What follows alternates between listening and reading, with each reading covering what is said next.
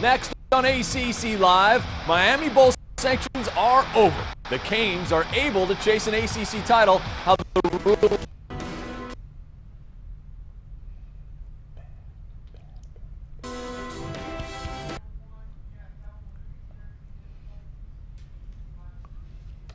All right, as you can see, if you've joined us here for the start of ACC Live, we are experiencing some technical difficulties, some gremlins in the system. Clinton Portis and I will be back as soon as we work all these out. Stay with us here on the ACC Digital Network.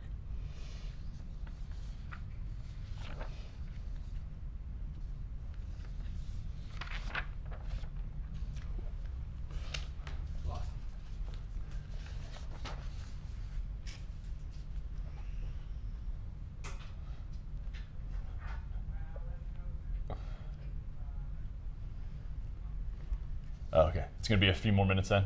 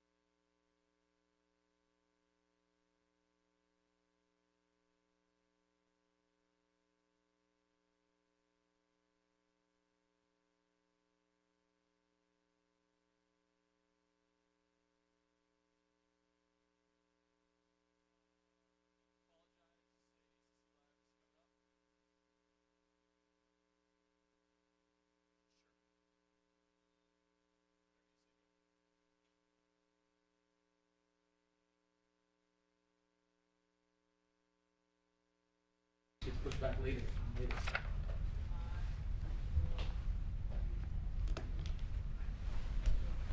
Thanks for hanging with us. As you can see, we've just gotten kind of chilling here on the desk, Clinton Portis and myself. We appear to have gotten through our technical difficulties, so here we go. ACC Live starts now.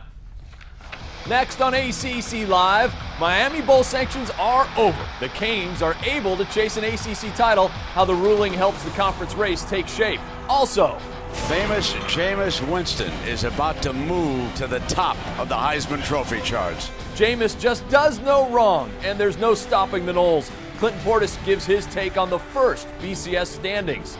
And Dabo says Clemson is just as good as Florida State. That was not a prediction, that was after losing by 37. We put his theory to the test on ACC Live, starting now. And we start the show taking a look at Greensboro, where the conference is talking hoops. Women's Media Day today. The ACC will be awesome this year. Duke, Maryland, Notre Dame, North Carolina all appear to be Final Four contenders. More from Greensboro later in the show. Welcome here into the ACC Digital Network studios to ACC Live. I'm Jeff Fischel. He's Clinton Portis. Now, after Saturday, we thought Florida State's demolition of Clemson would be the story.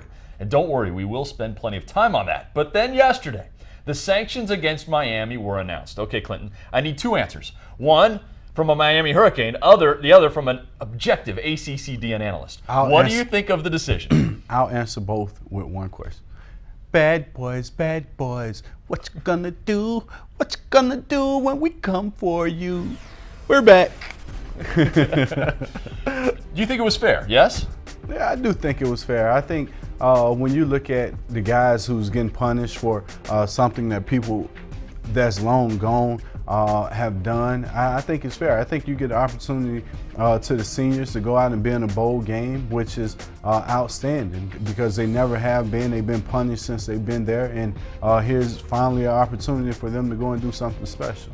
So let's take a look exactly at what the NCAA decided to do. The big one, no bowl ban. The school self-imposed the last 2 years. The NCAA didn't feel it needed to extend that. 9 lost scholarships over the next 3 years. The basketball program also takes a bit of a scholarship hit as well. Frank Haith, the former basketball coach who's now at Missouri, given a 5-game suspension, and the school has agreed it will not appeal the NCAA's decision. So, Clinton, it really looks like the school handled the investigation and cooperating with the NCAA perfectly.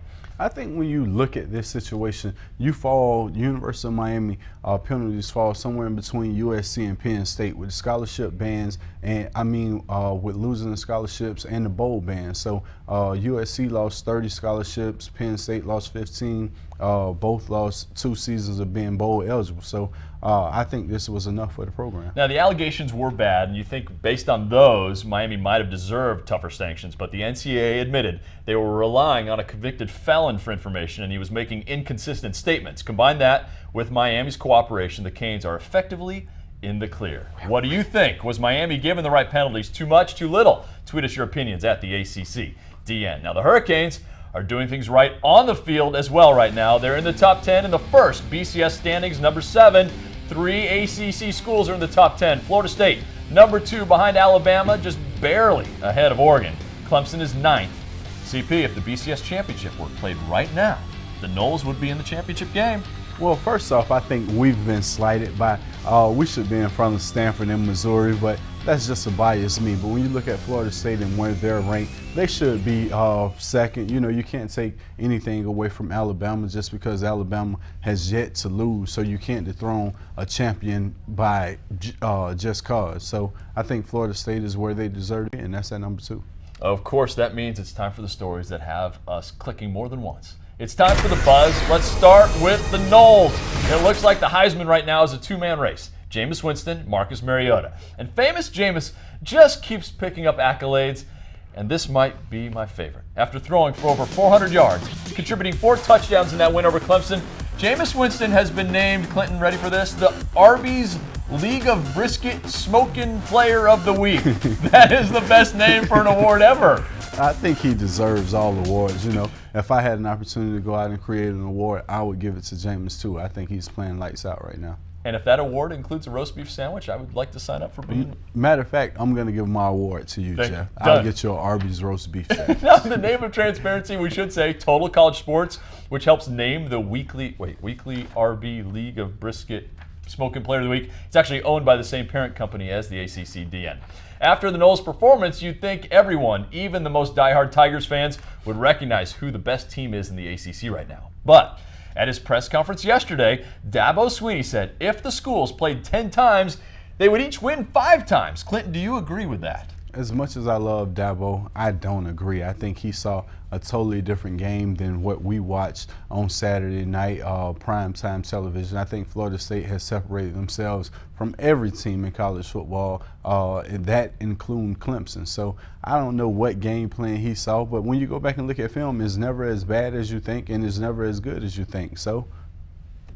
Now, I decided I had to check this out for myself, so I went to the SC Hoops game simulator created by friend of the show, John Pence. Florida State wins 83% of the time. And then Robert Reinhardt of the Wake Forest blogger So Dear tells me that the Sagarin predictor says Florida State would win 72% of the time. 83%, 72%. It's still more than 50%. And I would agree with them. I would agree with them. I think the Noles definitely settled things. The North Carolina men's basketball team is trying to get Tar Heel fans fired up for their Midnight Madness, a.k.a. Late Night with Roy. That's this Friday. They released this Vine. See you at late night.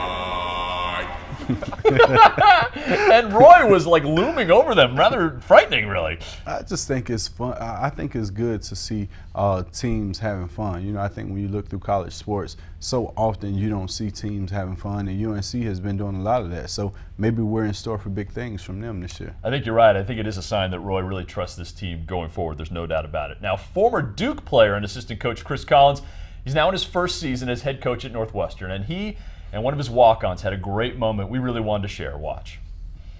The guy through 12 practices that has done the best job of doing what he's supposed to do every day is James. You know, and that's why I'd like to say in front of the team right now that because of that, James is going to be put on full scholarship for this year.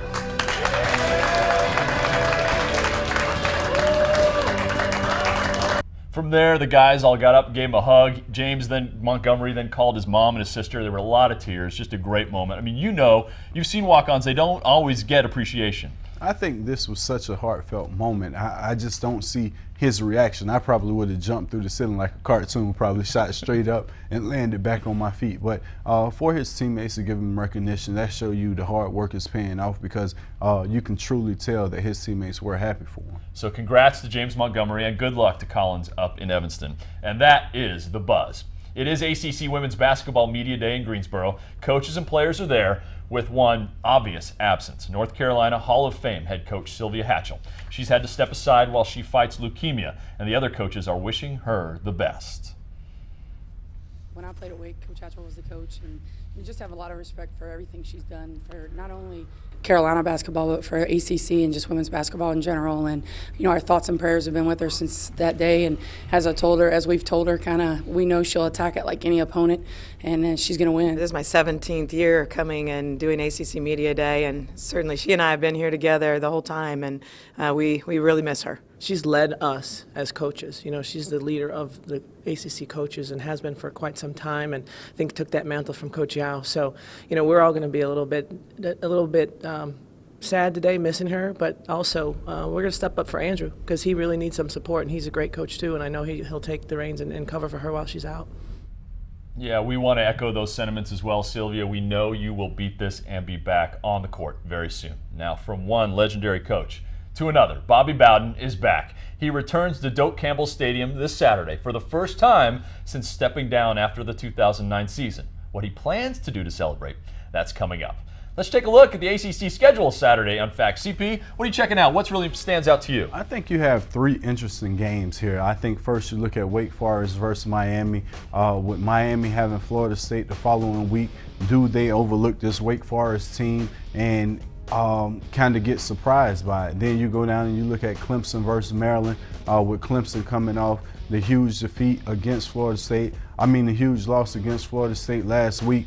how do they recover against ailing Maryland team? And then I like to see NC State versus Florida State, because Florida State does have UM the following week. So how does Florida State go out and play their players? You know, you want to keep them safe, you want to keep them away from injury. So at what point do you pull your guys out of the game, and how soon could you take NC State out of this game? And obviously, you know, Florida State has not forgotten about last year. I don't think there's any way the Noles take it easy on the Wolfpack. It's time now for the stories that left us with one very important question. Are you serious? I handled the duties last week by myself, but CP's back. I'm glad you're back. Let's start with Kelvin Benjamin's beautiful touchdown. First off, Kelvin Benjamin is just unreal. To be in college football at this size, there's no cornerbacks who can go out and cover him. So when you look at this play, you look at his frame, 6'5", 234 pounds, great hands. The only comparison you could possibly come up with is Megatron, who is actually 6'4".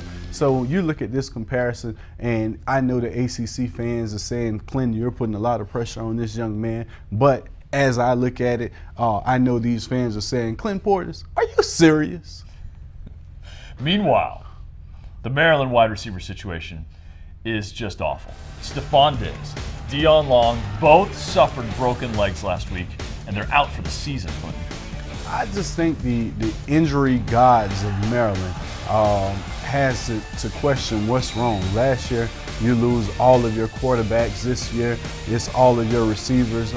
It's kind of depleting the team, and these were their leaders. So Maryland gods, when you look to say why Maryland and why their best players year in, year out, you just have to question and say, gods, are you serious? It's a good question right now. It's hard to believe that's happening to Maryland again. Every week we pick a t-shirt winner for a fan who sends in a great Are You Serious suggestion.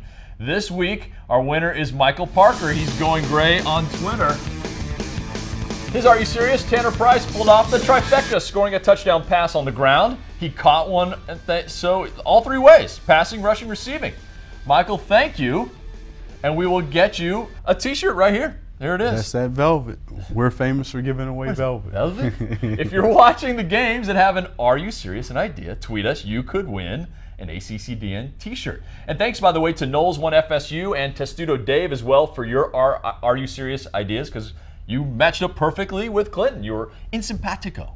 It's like we talked to each other before, so it's great to see the fans be able to come out and get involved in this and be on the same topics, because I had no idea this is the topics you wanted to discuss, but it's great to see the fan interaction. Always good to see Clinton and the fans on the same wavelength. Clinton and that fans. is Are You Serious?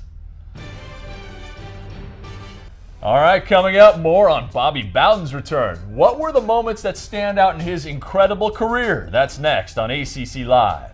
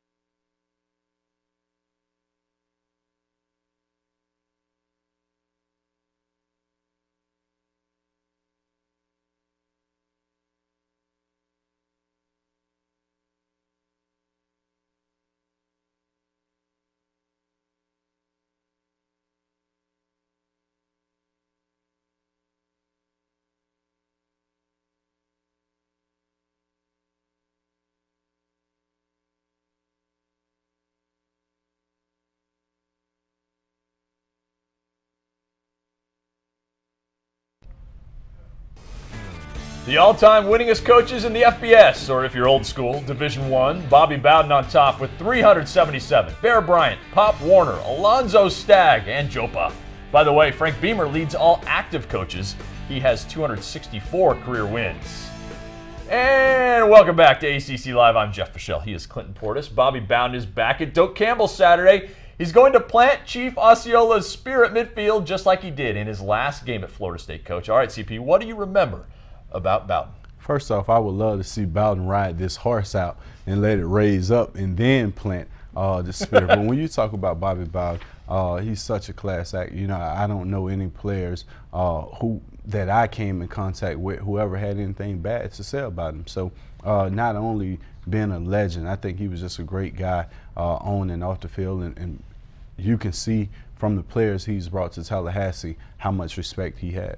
Now, I will say, your Miami team in 2002 ended his 54 home unbeaten streak. We're honoring Bobby today, okay? We're gonna pay homage to Bobby. So let's not talk about the stuff that I did. You know, we tired of talking. Fair about enough. All right, let's take a look now at the great Bobby Bowden by the numbers. First, 33. That's the number of consecutive winning seasons for Bowden at Florida State. In Bowden's first season, the Noles were 5-6. But from 1977 until Bobby's retirement after the 2009 season, the Noles never had a losing season. Next, the number 2, as in 2 national championships during the Bobby Bowden era. The first during the 93 season, a win over Nebraska at the Orange Bowl. The second in 99 against Virginia Tech at the Sugar Bowl. How about the number 12? That's the number of ACC regular season titles Florida State won under Bowden. The Noles won virtually every year between 1992 and 2005. Only 2 years they didn't. That was in 01 and 04. The number 14. 14 consecutive seasons the Noles tallied at least 10 wins and finished the season ranked in the AP Top 5. That's a ridiculous stretch of dominance spanning from 1987 to 2000. Finally, the number 11. That's the amount of consecutive bowl victories for Florida State under Bowden. The streak lasted from 85 to 95. Bowden's the only coach in NCAA history to have 11 straight bowl wins. So what is your favorite Bobby Bowden memory? Something that makes you say, daggum, he was a great coach. Tweet us at the ACC DN. Okay, coming up, one of Miami's all-time greats, Michael Irvin, gives his take on the NCAA ruling, giving Al Golden and this Canes team a shot at a conference and a national title.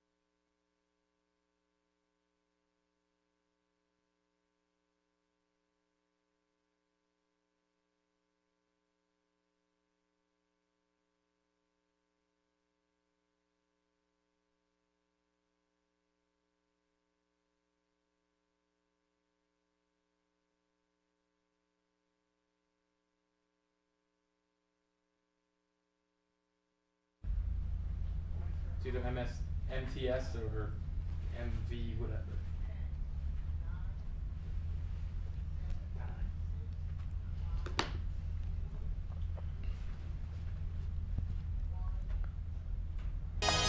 Here's the ACC Digital Network lineup. Sunday, we give you the best game of the week, cut down to nice-sized portions, enough to fill you up, but not so you're stuffed. Ram Power Play, CP's Top 3, ACC Live. We're here every Wednesday. Throwback this week, 2006, Maryland and Clemson came down to the last play of the game. That's tomorrow at 1, and follow the ACC DN on Twitter as well during Throwback. I'll be tweeting out nuggets about the game. Friday, it's ACC Soccer Weekly. Then, of course, Saturday, the big day, highlights and must-see moments. Welcome back to ACC Live. I'm Jeff Fischel with Clinton Portis. Let's get to headlines from around the conference. This is the ACC Now, brought to you by Ruby Tuesday. Michael Irvin is one of the Miami Hurricane greats commenting on the NCAA investigation. He says, congrats to Al Golden, his staff, and the young men who gave up bowls and kept working hard not knowing the outcome. To work hard for a destination that may not be there is a credit to every Miami man involved. I have never been more proud of a football family than I am of the guys there now. You have saved our university and bridged the gap. Let's move forward and claim what's ours. Obviously, building momentum, that's for sure. Georgia Tech linebacker Anthony Harrell is likely out for the year. That's from head coach Paul Johnson. Harrell suffered a leg injury in Saturday's win over Syracuse. You have to feel bad for him. He just finally won the starting job. Dallas Cowboys great Randy White, one of the Maryland legends, being honored for this weekend. It's homecoming for the Terps. They're bringing back 6 Maryland consensus All-Americans. And our closing number is 4. 4 former ACC baseball players will be in the World Series, which starts tonight. 3 Seminoles, Randy Choate, Stephen Drew, and Shane Robinson, and 1 Miami Hurricane, John Jay. And that is the ACC Now, brought to you by Ruby Tuesday. All right, Clinton, you heard the reaction from Michael Irvin. What do you think of what he tweeted?